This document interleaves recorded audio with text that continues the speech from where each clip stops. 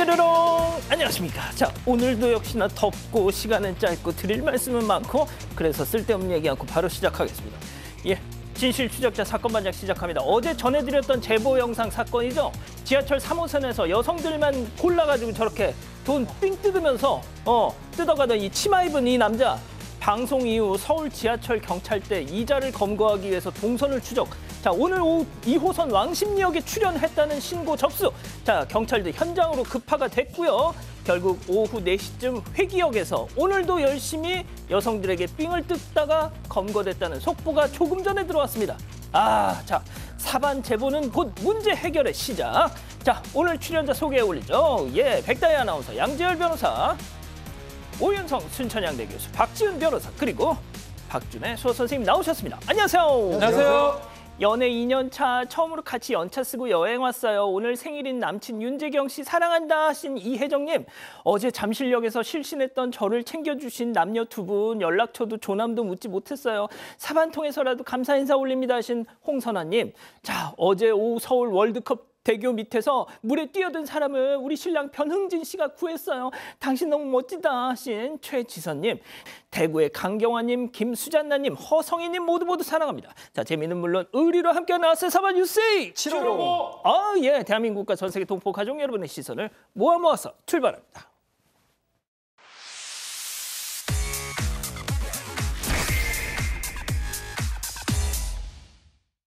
첫 번째 달려보죠. 혼비백산 소주병 습격입니다. 충격적인 제보 영상 만나보시죠. 자, 서울의 한 노래 연습장입니다. 손님들도 북적이죠. 자, 그럴 때 초록색 옷 입은 여성 등장하죠. 한 테이블에 앉아있는 여성을 막 때릴 듯 노려봅니다. 그래서 한참을 주시하다 쓱 지나가죠. 자, 그런데 얼마 지나지 않아서 다시 오더니 갑자기 여성을 향해 쏜살이가.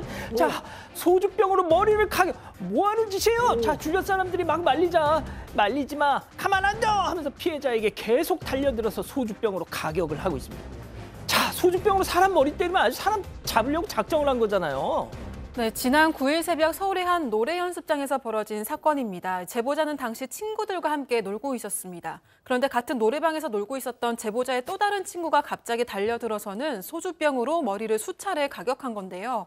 두 사람은 중학교 동창 사이로 당시에는 얼굴만 알고 지내다가 3년 전부터 친하게 지냈다고 합니다. 한 동네에 살아서 자주 보고 지냈는데 4개월 전에 두 사람의 관계에 금이 가기 시작했다고 합니다. 친구가 제보자의 개인사에 대해서 주변에 뒷담화를 하고 욕설을 했기 때문이라고 하는데요. 화가 난 제보자는 친구가 있는 술집으로 찾아갔다고 합니다. 말싸움을 하다가 제보자가 먼저 때리고 친구가 때리면서 서로 육탄전이 벌어졌습니다. 이후로 절교를 한 후에 동네에서 마주쳐도 모르는 척하면서 지냈다고 하는데요. 그런데 노래방에서 우연히 제보자를 본 친구가 폭행 사건으로 앙심을 품고 제보자를 때리는 일이 벌어진 겁니다. 아유, 자, 피해자인 제보자 현재 계속 통원 치료 중이라고 하는데 가해자와 한 동네라서 오며 가며 마주칠까 불안하다 하십니다. 불안합니다. 자, 경찰에 바로 신고를 했고요. 특수폭행, 위험한 물건으로 이제 폭행을 했기 때문에 특수폭행죄가 성립하고 다만 일상생활이 무너졌어요. 그런데 이 가해자 친구가 반성하지 않고 한 동네에 있기 때문에 오며 가며 만날 수 있는 그런 상황. 그래서 상당히 불안하고 무섭다고 하고 있습니다. 이 당시 지금 소주병으로 머리, 얼굴을 맞았기 때문에 머리 부위에 이제 3, 4cm, 우리가 땜통이라 하죠. 그 머리가 안 나는, 머리카락 자라나지 않는 그런 상황도 있고 얼굴에 상처도 지금 남아있다고 합니다. 본인 입장에서 살인 미수 아니냐라고 이제 주장을 하고 있는데 경찰에서는 특수상해, 특수폭행 이렇게 좀 의율한 것 같습니다. 알겠습니다. 자, 다음 이어가죠. 김이 서린 노란 페트병입니다. 제보 영상 만나보시죠. 자, 이곳은 레스토랑 내부입니다. 엄마, 아빠, 아이까지 한 가족이 테이블에서 음식이 그득그득한 채로.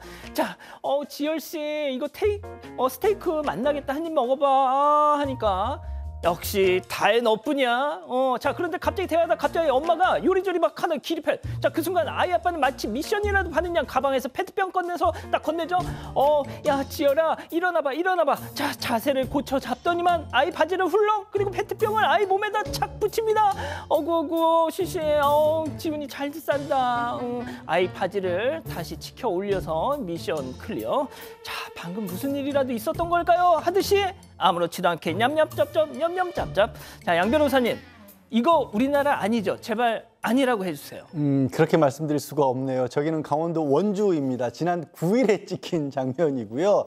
자, 이 제보하신 분은 저 레스토랑의 사장님이시고, 아니 아르바이트생이 저 부부가 나간 뒤에 테이블을 치고 있었대요. 그런데 갑자기 오는 겁니다. 사장님, 저 책상 밑에 뭔가 노란색 액체가 담겨 있는데 수상합니다라고 신고를 해서 사장님이 일하시다 말도 가서 봤더니 뭔가 뜨뜻하고 습기가 차 있는 페트병이 있었던 거예요.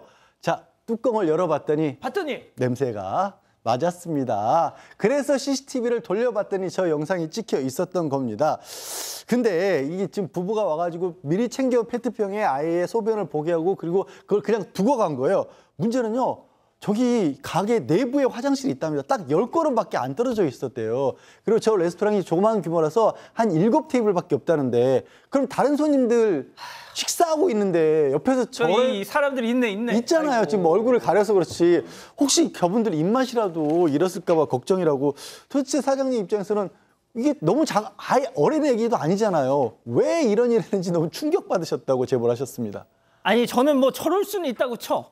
아 그럼 치웠어야지. 그걸 왜 놓고 가. 자, 오 교수님, 이 부부 있죠. 예약 손님이었답니다. 이 손님들한테 전화를 했는데 식당에서 이런 짓을 하면 어떻게 하냐 따져 물었는데 손님의 반응에 또 한 번 충격. 네, 그러니까 이제 전화를 해서 이러시면 어떡합니까? 라고 얘기를 하니까 대수롭지 않게 이렇게 대답을 합니다. 아이가 소변 본 페트병을 치우는 것을 깜빡했다. 그러니까 핵심이 뭔지를 잘 모르는 거죠. 저기에서 저런 아이를 그 어떤 페트병에다가 소변을 보게 한 그 행동에 대해서 얘기를 하고 있는 것인데 안 치워서 깜빡했다 이렇게 얘기를 하면서 그 행동에 대해서는 사과 한마디도 없었다는 거예요. 과연 깜빡일까요? 예, 그러니까 이제 누인 것은 별 문제가 없는데 치우지 않아서 미안하다 이런 개념인데 글쎄요, 요즘에 집에서 키우고 있는 동물들도 대소변 가리는 훈련을 하고 있지 않습니까? 그래서 저게 어떻게 보면은 내 새끼 우선 그 양육 방식을 채택을 하고 있는 것 같은데 글쎄요, 저렇게 계속 아이를 갖다 키우게 되면 미래의 피해자 그리고 최후의 피해자는 자기 부모가 될 수밖에 없다라고 하는 것이죠. 물론 주위에서도 피해를 갖다 보긴 보겠지만 그래서 빨리 정신을 차리시고 양육 방식에 대해서 재검토를 심각하게 하지 않으면 앞으로 굉장히 골치 아픈 일들이 발생할 가능성이 있습니다. 그렇군요. 좋습니다. 다음 또 이어가죠. 치킨에 찰싹 붙어버렸네. 점점점. 뭐가 붙었다는 걸까요? 제보 사진 만나보시죠. 바삭바삭 맛있게 구운 치킨. 자, 그런데 그 옆에 까맣게 붙어있는 저거. 설마 튀김이 탄 걸까요? 그런데 약간 푸른 빛이 나네. 그리고 튀김에 날개가 달렸네. 다리까지 있네. 그렇습니다. 영락 없는 대왕파리. 자, 양 변호사님, 단백질 보충은 굳이 파리 아니어도 치킨으로 충분할 것 같은데요. 아마 돌 것 같습니다. 지금 이 제보하신 분은 지난 5일에 대형 프랜차이즈 치킨 전문점 치킨을 배달을 시켰다라고 하는데 받아보니까 저렇게 파리가 붙어 있었던 겁니다. 게다가 파리가 다 튀겨진 뒤에 붙은 게 아니라 처음부터 같이 붙어 있는 프라이드 파리였던 겁니다. 프라이드. 네. 프라이드 파리. 프라이드 파리였던 겁니다. 그래서 이분이 직원에게 전화를 했는데 직원에게 전화를 하고 나서도 연락이 없었대요. 그래서 뭐 배달 플랫폼에도 연락을 한 이후에야 사장한테서 전화가 왔었고 사장님은 환불 조치를 해주긴 했답니다. 근데 이 제보해 주신 분은 이게 지금 환불이 문제가 아니라 왜 이렇게 됐는지를 확인을 해야 될 거 아니냐. 그래서 매장하고 본사 측에도 다 같이 연락을 받았는데 그냥 공통적으로 그냥 아주 형식적인 사과만 하고 뭐 치킨 가져가셔야 되는 거 아니까 그거 필요 없습니다. 이런 식이었다라는 거예요. 그러니까 돈이 문제가 아니라 제보자분은 이거를 수거해서 뭐가 문제인지를 파악을 해서 반복되지 않기를 바라는 마음에 저희한테까지 연락을 주신 겁니다. 프라이드 파리. 자, 다음 이어갑니다. 아무 데서나 나이스샷. 뭐 제목으로 다 설명이 되죠. 만나보시죠. 잔디밭 위에 선 여성이 자세를 잡는데요. 앞을 보더니 골프채를 힘껏 휘두르자 하얀 골프공이 슝 하고 날아갑니다. 자, 박 변호사님, 골프 좀 치시잖아요. 자, 저 여성 잘 친다 못 친다? 엄청 못 친다. 폼 엉망이다. 자, 이렇게 TV에 나오면 뭐 프로도 아니고 또 저기 어디냐면 일반 공원, 우리 제주도의 송악산 둘레길 근처 잔디밭이에요. 둘레길. 잔디밭을 보면 골프하고 싶은 욕망이 이해합니다. 뭐 그럴 수 있습니다. 그렇지만 실제로 골프하는 사람 없거든요. 저 둘레길에서 잔디밭에서 골프하면 왜 잘못됐냐? 일단은 그 공을 쳐서 딴 사람한테 피해를 줄 수가 있고요. 예. 잔디 손상시킬 수도 있고요. 맞아요. 보기 싫어요. 잘 못 치잖아요. 저기 사는 사람 잘 치는 사람 한 번도 본 적이 없습니다. 진짜? 그런데 치는 사람은 대부분 엉망인 폼이에요. 하지 마시고 제대로 연습하러 가십시오. 골프장에. 그렇군요. 폼 봐요. 고개 막 들고 뭐 발 띄고 뭐 나 엉망 아닙니까? 엉망이에요, 엉망. 자, 다음 마지막 사연으로 가보죠. 예. 모임 회비 덜 내는 친구. 집단 지성의 판단을 받아보고 싶으시답니다. 네, 혼자 다른 동네에 사는 친구가 회비에서 대리비를 달라고 요구한다는 사연입니다. 사연자와 친구 3명은 한두 달에 한 번씩 3만 원에서 5만 원 정도 모아서 함께 맛있는 것도 먹고 즐거운 시간을 보냅니다. 그런데 사연자와 친구 2명은 시내에 살고요. 다른 1명은 시내에서 차로 15분 정도 떨어진 읍단위 지역에 살고 있습니다. 아무래도 시내에 맛집도 놀 곳도 많다 보니까 주로 시내에서 만나는데요. 하루는 5만 원씩 거두려는데 이 읍에 사는 친구가 대리비를 내야 하니까 앞으로 쭉 2만 원을 빼겠다라고 한 겁니다. 항상 시내로 오니까 부담될 수는 있겠지만 예전에도 회비가 남으면 대리비에 보태라고 준 적도 많다고 합니다. 사연자는 이 친구가 땅 부자에 사업도 3개나 하고 있어서 형편이 어려운 것도 아니라고 덧붙이기도 했는데요. 일단 모두 대리비 의견에 동의를 했고 1년 동안 회비에서 대리비를 빼왔습니다. 그런데 최근에 모인 자리에서는 3만 원씩을 거둔 거예요. 그래서 대리비로 1만 원을 빼줬는데 그랬더니 친구가 왜 1만 원만 주냐고 얘기를 한 겁니다. 그래서 사연자가 대리비 아까우면 술 마시지 마 이렇게 농담처럼 말하고 넘어갔다가 좀 구질구질한 것 같아서 다시 1만 원을 돌려줬더니 웃으면서 받아갔다고 합니다. 아이고. 이 사연자와 다른 친구들은 친구들끼리 만나는데 굳이 2만 원을 따지는 게 이해가 되지 않는다는 입장인데요. 그래서 답답한 마음에 사건 반장의 의견을 묻고 싶다고 사연을 보내왔습니다. 다른 동네에 사는 친구가 회비가 얼마든지 대리비를 빼겠다고 하는데 맞는 건가요? 하고 질문을 보내왔습니다. 그렇군요. 자, 6천여 분의 우리 가족 여러분들 함께하고 계신데요. 채팅창에 OX로 함께 참여해 보시죠. 먼저 사연자와 도심 친구들입니다. 야, 다혜야, 이런 말 한다고 섭섭해하지 마. 너 신랑도 너 밖에서 이러고 사는 거 아니? 좀 구질구질해. 야, 너 우리보다 곱절은 먹어. 곱절은 마셔. 근데 대리비 핑계 대면서 자꾸 날로 먹으려고 하는 거 진짜 좀 추접스럽다, 얘. 진짜 친구끼리 보면서 1, 2만 원 갖고 매번 따질래? 이것도 한두 번이지. 야, 너 모임에서 빠져. 동그라미. 이럴 수가. 좋습니다. 계속 들어보세요. 다음 그 문제 읍내 친구입니다. 어머머머머, 얘도 웃겨.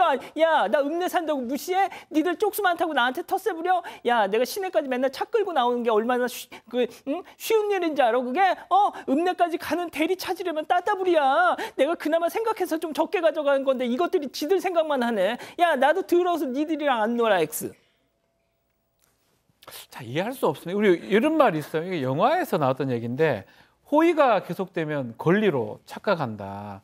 처음에 시작은 분명히 호의였어요. 그런데 이게 나중에 되니까 자신의 권리로 착각을 하고 그 돈은 항상 자기 거니까 줘야 된다. 3만 원일 때도 줘야 되고 5만 원일 때도 2만 원 줘야 되고 글쎄요. 지금이라도 한두 번 이렇게 해줄 수는 있어요. 근데 그건 자신의 권리로 생각하면 안 되고요. 빼버려요, 그냥 저 자리에서.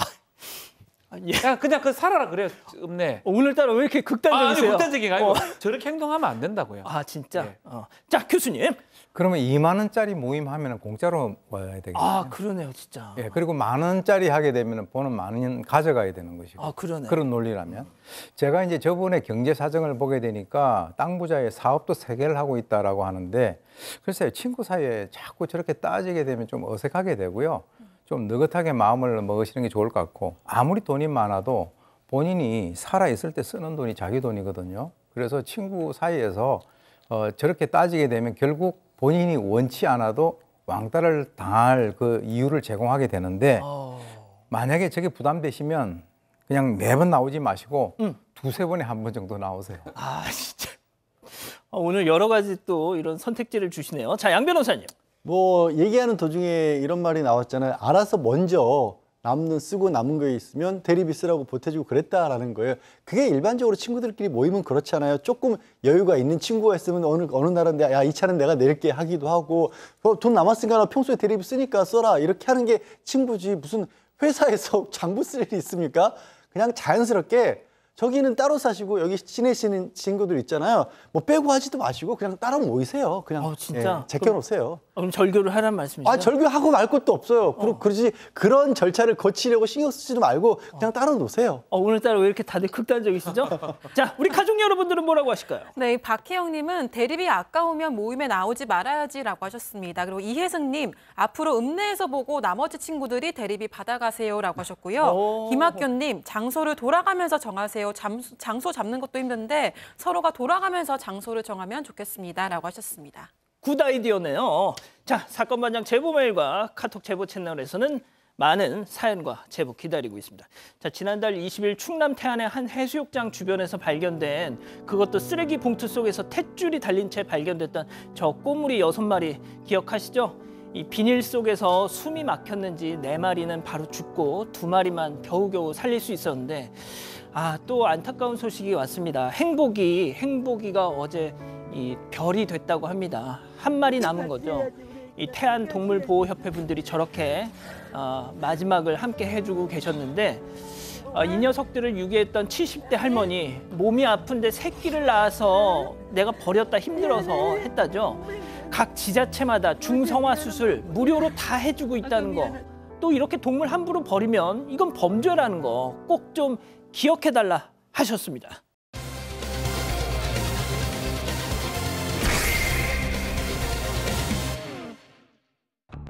청주시 문화재팀 공무원들이 기간제 근로자에게 10여 년간 점심 준비를 시키는 등 갑질을 했다는 논란이 불거졌습니다. 청주시 관계자는 합의된 사항이라며 문제될 소지가 없다고 주장했습니다. 왜 이런 일이 벌어진 건지 짚어봅니다. 자, 설명 좀 해주시죠. 네, 충북 청주에 있는 문의문화재 단지에서는 문화재 시설 운영 지원할 기간제 근로자를 채용을 했습니다. 여기서 중요한 건 채용 목적이겠죠. 이 공고문에는 시설물 환경 정비 등 관람객 편의 제공이라고 적혀 있습니다. 지원하는 사람은 당연히 이 내용을 보고 지원을 했을 텐데요. 하지만 해당 공무원들은 기간제 근로자에게 청소 외에도 다른 업무를 지시했다고 합니다. 바로 공무원들의 점심 식사 준비였습니다. 식사 준비? 그러니까 저기가 문화재 보호구역이랍니다. 그러니까 주변에 식당이라는 게 따로 없다라는 겁니다. 그래서 이제 공무원들이 한 4명이 한 10만 원씩을 걷어서 이 돈을 이 기간제 근로자분에게 준 다음에 그 다음에 이제 출퇴근할 때 마트에서 들려서 식자재 사서 음식해서 이렇게 식사를 하고 설거지까지 다 하도록 했다라고 하는데 문제는 이 기간제 근로자분이 왜 화면에 저렇게 허리를 대고 있으시냐면요. 1946년생, 올해로 78이라는 겁니다. 내후년에 80이 되시는군요. 자, 그렇지만 이제 다른 이 문제는 보도에 따르면 다른 직원들이 그런 얘기를 합니다. 20년 전에 이 기간제 근로자들한테 식사 준비를 시키는 거는 있었는데 지금도 그런지는 몰랐다라고 얘기하고 또 다른 직원들 이렇게 해요. 도시락이나 뭐 인근 식당 이용해서 점심 해결하고 있다고 전해지는데 밥을 해 먹을 생각을 좀 상상도 못해요. 왜냐하면 문화재 보호구역이기 때문에 시사가 금지될 수 있거든요. 근데 이제 보도에 따르면 또 그 관광객들이 그렇게 이 상수원 보호구역이고 문화재 시설인데도 불구하고 관광객들은 도시락 먹게 하면서 직원들은 밥 짓는 소리가 밖으로 들린다라고 하고 있습니다. 문화재 보호구역이면 진짜 화기엄금 아닙니까? 네, 안 되죠. 자, 그런 말이죠. 다른 직원들은 도시락 싸오고 인근 식당도 간다는데 굳이 이 기간제 근로자에게 점심 식사 준비시킨 이유 무엇이었을까요? 체크포인트 짚어보죠. 뭐 싫다고 안 하길래 뭐 점점점점. 보도에 따르면 이제 문화재과 관계자가 이 해당 공무원들에게 이제 확인을 해봤다라고 합니다. 그래서 이 A 씨가 그렇게 시켰는데도 저는 뭐 싫어요라고 하는 의사표시는 안 했다는 거죠. 그런데 실제로 이게 보도에 따르면 이 기간제 근로자의 재계약을 누가 하느냐면 바로 그 공무원들이 하기 때문에 글쎄요, 싫다라고 얘기를 하기가 상당히 어려운 그런 상황이 아닌가라는 생각이 드는데 이게 이제 재계약도 6개월에 한 번씩 한대요. 그러니까 이제 기간제 근로자의 입장에서는 본인이 일을 갖다가 계속 해야 되는 그런 상황에서는 내가 이렇게 좀 문제가 있다. 의사를 갖다 분명히 제기하기가 어려웠을 것으로 짐작이 되는데 그러니까 이제 정해진 업무가 딱 있는데 그 이외에 다른 업무를 시킨다고 해서 불평을 하게 되면 글쎄요 아무래도 재계약에서 탈락될 수 있는 그럴 가능성이 상당히 높지 않을까 하는 그런 그 생각이 듭니다. 저희가 일단 그 해당 문화재팀 해명도 직접 들어봤습니다. 들어보시죠. 식사를 이제 같이 준비하는 것 자체가 저희가 보기에 문제가 있다고 보이지는 않아요. 그 근무지의 상황이나 그 식사를 이제 해결을 하셔야 되는 부분이기 때문에 저희가 이제 확인한 바에 의하면 지시를 한 적이 없고 그 준비를 하신 분도 강요를 받은 적이 없다고 하시고 뭐 서운했던 사실도 없고 그렇게 말씀을 하고 계세요. 그러니까 뭘까요, 이게 도대체? 그러니까 특별한 문제가 없다라는 입장입니다. 그리고 일방적으로 지시를 한 것도 사실이 아니고 다 함께 식사하고 나서 같이 뭐 정리하고 이런 일들이 있었다라는 거고 아까도 말씀드렸다시피 저희가 피치 못하게 밥 먹기가 불편하기 때문에 그런 일이 있었다라고 하는데 문제는 이제 심지어 이 문제의 기간제 근로자분 본인도 서운한 사실이 없다라고 얘기를 하고 있다라는 거예요. 다시요? 본인도 서운했던 적이 없다. 어르신 본인도. 예, 어르신 본인도. 그리고 심지어 이제 가끔 다른 공무원들이 차를 태워서 데려다 주기도 하고 식자재도 사다 달라고 하면 사다 주기도 했다라는 그런 입장이어서 이게 지금 처음 알려진 것과는 조금 다른 부분들이 있어 보입니다. 일단 본인도 난 문제 없는데 왜 그래? 뭐 이러셨다는 거예요. 예. 자, 하지만 말이죠. 뭐가 됐든 그거는 팩트잖아요. 그러니까 이분에게 주어진 롤의 식사 준비 자체는 없었던 건 분명한 거 아닙니까? 예, 네. 그렇죠? 네.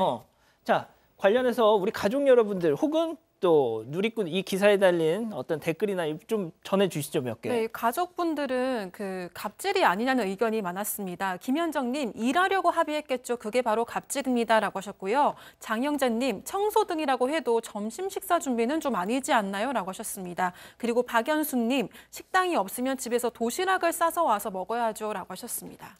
자, 교수님, 그 당사자분을 저희가 방송 직전에 연락이 닿았어요. 네. 예. 실제로 이제 이 사안에 대해서 이제 우리가 물어봤더니 보도가 나간 이후 이제 그 2, 3일 전부터는 식사 준비를 하고 있지 않다라고 하는데 2, 3일 동안은 원래 본인이 이제 그 임무 있었던 그 청소라든가 뭐 또 풀정리라든가 이걸 하고 있다라고 합니다. 근데 이 문제에 대해서 밥 해주는 게 힘들지 않았다라고 하면서도 아유 나이도 많은데 좀 써주면 고맙겠다 이렇게 생각을 갖다 했다고 하고요. 혼자서 장을 본 것에 대해서는 좀 그러긴 했지만 가끔 직원들에게 사다 달라고 하면 또 사오기도 했다라고 합니다.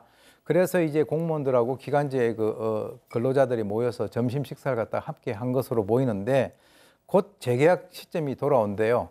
그러니까 기회가 되면 또 지원을 할 예정이라고 하니까 글쎄요, 저는 이렇게 생각을 합니다. 예. 모 감독이 이런 명언을 했었죠. 그때는 옳고 지금은 틀리다. 그러니까 이분 같은 경우도 이제 연세가 있으니까 이전까지는 그냥 해왔었는데 이제는 좀 하시기가 좀 힘들지 않겠는가 하는 생각이 드는데 이번 일을 계기로 해서 뭔가 좀 정상화로 돌아가는 것도 필요하게 할 것으로 보입니다.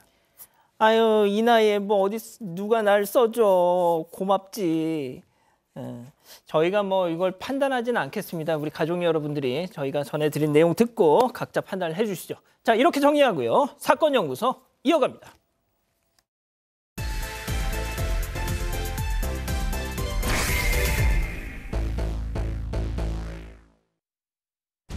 (2017년 1월 4일) 새벽 전북 군산의 한 시골길에서 농수로에 빠진 차량이 불길에 휩싸인 채 발견됐습니다.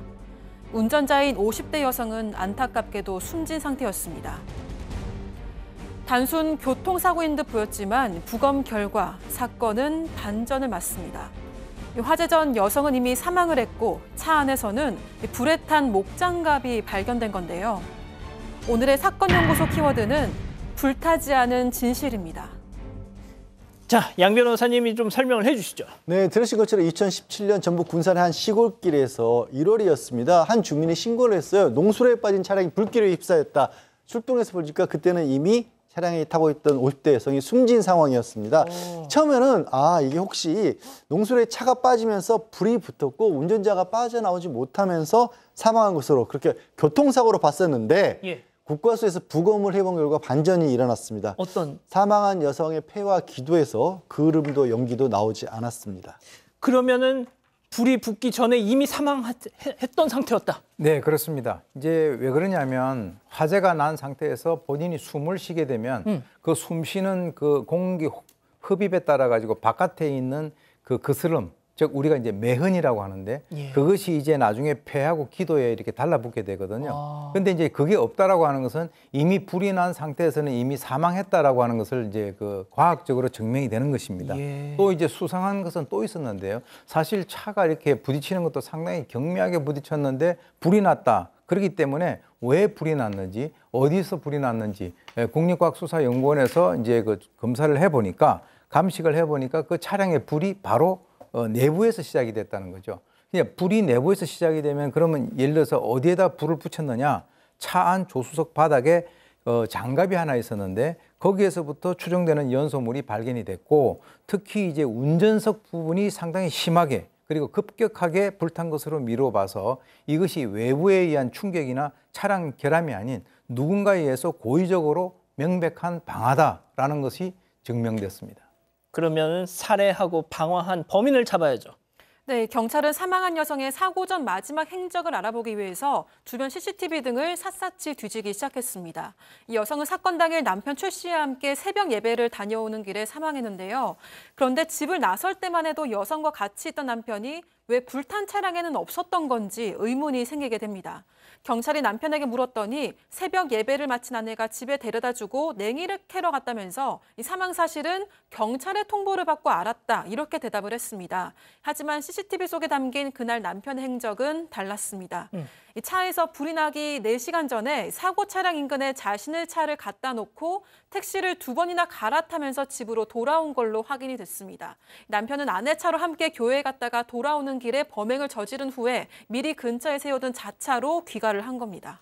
이때가 1월이었습니다. 엄동설안에 꼭두 새벽부터 냉이를 캐러 간다. 뭐 진짜 구멍이 숭숭 뚫려 있잖아요. 변명이 참 성의가 없는 그런 상황입니다. 자, 이 남편 애초 부검 자체를 자꾸 하지 말자라고 합니다. 그렇지만 경찰 입장에서는 타살 혐의점이 있기 때문에 부검을 실시를 했고요. 자, 남편이 특별한 직업이 없는데 또 대장암 투병을 하고 있는 상황입니다. 그럼에도 불구하고 가족들의 여러 보험들을 많이 가입을 했던 것 같습니다. 한 달에 보험료가 100만 원이 넘는다고 하고요. 이 보험 때문에 아내하고 다퉜던 적이 많다고 합니다. 또 남편이 도박을 좀 좋아했다고 합니다. 실제로 도박을 많이 했는데 검거될 때도 PC방에서 도박을 하는 도중에 검거가 됐었습니다.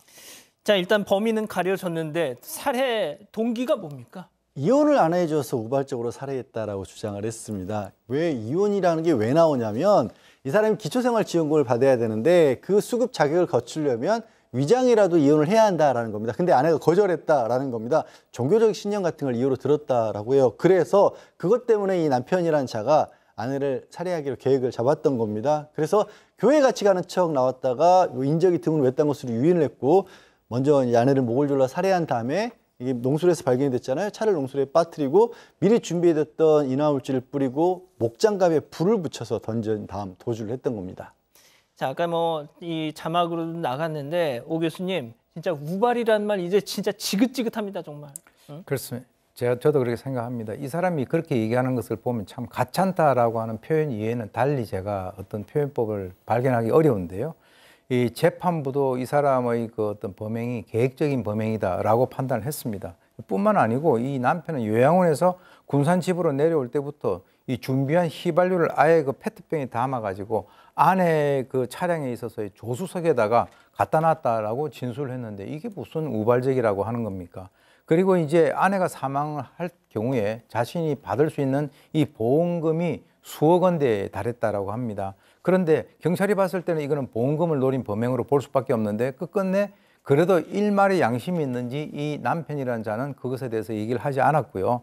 실제로 이제 사업 실패로 일정한 수입 없이 친척들로부터 지원을 받아서 근근히 생활하고 있는 심지어 암투병인 이 50대 남편이 자기를 간호했던 그 아내를 이렇게 살해했다라고 하는 것을 보게 되면 뭐 도박에 눈이 멀어서 그렇게 했다라고 저는 보는데, 글쎄요, 죽음을 앞두고 있는 자가 대장암을 앓고 있는 이 사람이 자기 아내를 갖다가 살해하고 얼만큼 진짜 금시발복을 하고 호의호식을 하려고 이런 범죄를 저질렀는지 도무지 이해하기가 어렵습니다.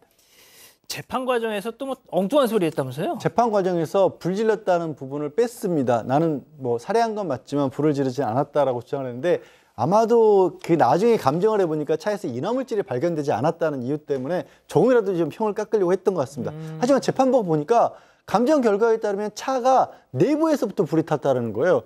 엔진이 이상이 있지도 않은데 어떻게 차가 내부에서부터 불이 붙습니까? 그렇죠. 그리고 인화물질이 발견되지 않았다고 하는데, 휘발유는 불에 다 타버리고 나면 없을 수도 있는 상황이지 않습니까? 그렇죠. 게다가 저 차 주변에 이 최 씨 말고는 다른 사람도 아예 없었다라고 합니다. 또 말씀드린 것처럼 처음에 수사기관에서는 자기가 불 질렀다고 얘기를 했잖아요. 목장갑을 던졌다라고. 차량 바닥에 장갑으로 추정되는 물질까지도 발견이 됐습니다. 이건 뭐 불낼 충분한 동기가 있다라고 법원에서는 봤습니다. 대장암 투병 중에 아내를 살해한 이자, 법에 어떤 처분을 받았습니까? 자, 살인죄, 사체 손괴죄 등으로 기소가 됐고요. 살인, 사형, 무기, 5년 이상 징역에 처할 수가 있습니다.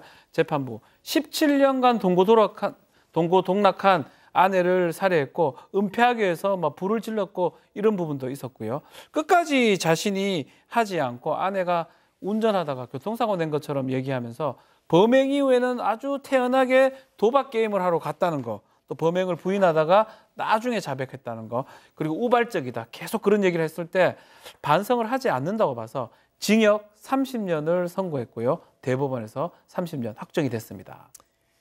자, 사건 연구소 이렇게 정리하고요. 글로벌 픽 이어갑니다.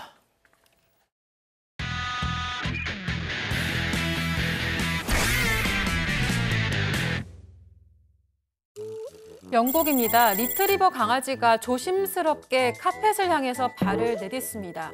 이 강아지의 시선이 향하고 있는 곳은 바로 당근인데요. 뭔가 먹고 싶을 것 같은데 그렇다고 바로 다가가지는 못하죠. 이 당근 옆에 떡하니 버티고 있는 검은색 리트리버 때문입니다. 덩치도 훨씬 크고 나이도 많은 언니 강아지였는데요. 이 표정도 아주 근엄해 보입니다. 무섭네요. 이 녀석은 아주 당근을 뚫을 기세로 한참을 신중하게 쳐다보고 있습니다. 정작 옆에 있는 강아지는 별로 관심도 없는 것처럼 보이는데요. 이렇게 냄새도 맡아보다가 다시 물러서서 또 가만히 바라보기도 하고 어쩔 줄을 몰라 합니다. 언니가 드러누워서 하고 싶은 대로 해라 이렇게 경계심을 푸니까 용기를 내서 살금살금 접근을 해보는데요. 드디어 당근을 입에 무는데 성공을 합니다. 물고 나서 생각보다 맛이 없어서 후회할 거예요. 이게 영상이 편집된 거고요. 이 당근을 먹기까지 무려 30분이라는 시간이 걸렸다고 합니다. 이렇게 언니 옆에 간식이 있을 때는 항상 눈치를 보면서 먹는다고 하는데요. 그런데 알고 보면 항상 동생에게 간식을 내줄 뿐만 아니라 잘 놀아주기도 하는 너그럽고 다정한 언니라고 합니다. 저 맛없는 당근을 먹으려고 30분을. 자, 다음은 미국으로 갑니다. 자, 버스가 승객들을 태우고 도로를 달리고 있습니다. 그런데 그때 유리창이 와장창 이제 깨집니다. 와장창 깨지면서 뭔가가 난입을 했죠. 자, 버스 안으로 떨어진 것은 다름 아닌 사슴이었습니다. 맨 앞에 있던 승객에게 정면으로 부딪히고 바닥에 쓰러졌는데요. 사슴은 고통스러운 듯이 바르르 떨면서 발버둥을 치고 있고 놀란 승객들도 혼비백산했습니다. 네가 왜 거기서 나와? 자, 당시 블랙박스 영상을 천천히 보실 텐데 버스가 저렇게 주행을 하고 있는데 사슴 한 마리가 오른쪽에서 달려오는 게 보입니다. 그런데 갑자기 예상치 못하게 버스 앞 유리창으로 뛰어든 겁니다. 정말 제대로 충돌하고 말았던 거죠. 이 지역 근처에 숲이 있어서 사슴이 뭐 자주 볼 수 있긴 한데 저렇게 사고가 나는 건 정말 드물다고 합니다. 왜? 네, 유리 파편을 피해 승객 3명이 부상을 당했고요. 안타깝게도 충돌한 사슴은 숨졌다고 합니다. 베트남으로 가시죠. 여기는 경찰서입니다. 경찰이 유치장 문을 열고 한 남성이 밖으로 나오는데요. 자, 이때 빈틈을 노린 남성이 돌변에 달아나기 시작합니다. 이를 본 경찰들이 즉시 뒤쫓았는데요. 정말 이리저리 날쌔게 잘도 도망다니고 있습니다. 뭐 저놈 잡아라, 탈출 소동에 불에 있던 경찰 직원, 강아지까지 모두 쏟아져 나와서 한바탕 추격전이 벌어집니다. 왜 이렇게 빨라? 아유. 그러게요. 저 남성 대단한 게 일단 경찰서 밖까지 무사히 나왔습니다. 그리고 앞에서 출발하려는 오토바이 뒷좌석에 포착 뛰어오릅니다. 설마? 자, 출발해! 최후의 도주를 시도하는데 자, 저 운전자도 남성이 미리 불러낸 사람이었다고 합니다. 이야. 하지만 경찰 자존심이 있죠. 예. 끝까지 쫓아가서 오토바이 뒷공문에 바짝 따라붙었고 다시 검거했다고 합니다. 잡았습니다. 그 남성 마약 소지와 절도 혐의로 붙잡힌 용의자였는데 화장실 좀 갈게요 하면서 나왔다가 탈출을 했던 거고 나름 치밀하게 계획됐지만 결국 실패로 돌아간 겁니다. 쌤통입니다. 다음은 최근 온라인에서 화제가 되고 있는 영상 함께 보시죠. 여행객이라면 누구나 거쳐야 하는 공항의 보안 검색대입니다. 그 입구로 한 여성이 성큼성큼 걸어가고 있는데 좀 뭔가 이상하죠. 바로 실오라기 하나 걸치지 않은 알몸 상태였던 겁니다. 검색대 대기줄로 거침없이 가는데 남들이 보거나 말거나 신경도 쓰지 않고 있습니다. 공항 직원들도 적잖게 당황했는지 일단 여성을 뒤따라 가보는데요. 확실히 저런 상태라면 검색대에서 걸릴 일은 없을 것 같습니다. 이 여성의 정체는 베트남에서 온 관광객이었는데요. 경찰이 비자를 초과해 체류했다는 이유로 돈을 더 내라고 했다고 합니다. 추가 요금에 분노한 여성이 갑자기 화장실로 들어가더니 옷을 저렇게 다 벗어버리고 나체 상태로 나왔다는 겁니다. 그럼 뭐 어떻게 하는 거예요? 네, 그래도 이 여성의 돌발 행동이 완전히 이해는 안 가죠. 어쨌든 공항 직원들이 진정을 시켜서 옷을 다시 입혔다고 하고요. 추가 요금까지 지불한 뒤에 안전하게 고국으로 돌아갔다고 합니다. 돈은 내고 옷만 벗고 자. 최초의 로드가 사라지고 끊임없는 패권 전쟁이 시작되었다.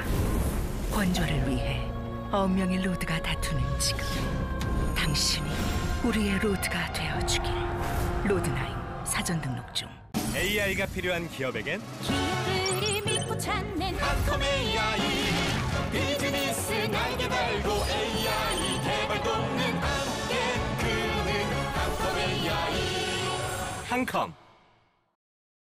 사랑하는 사건반장 가족 여러분 행복한 밤 보내시고요. 저희는 내일도 사반 750 저녁 7시 50분에 다시 옵니다. 안녕히 계십시오.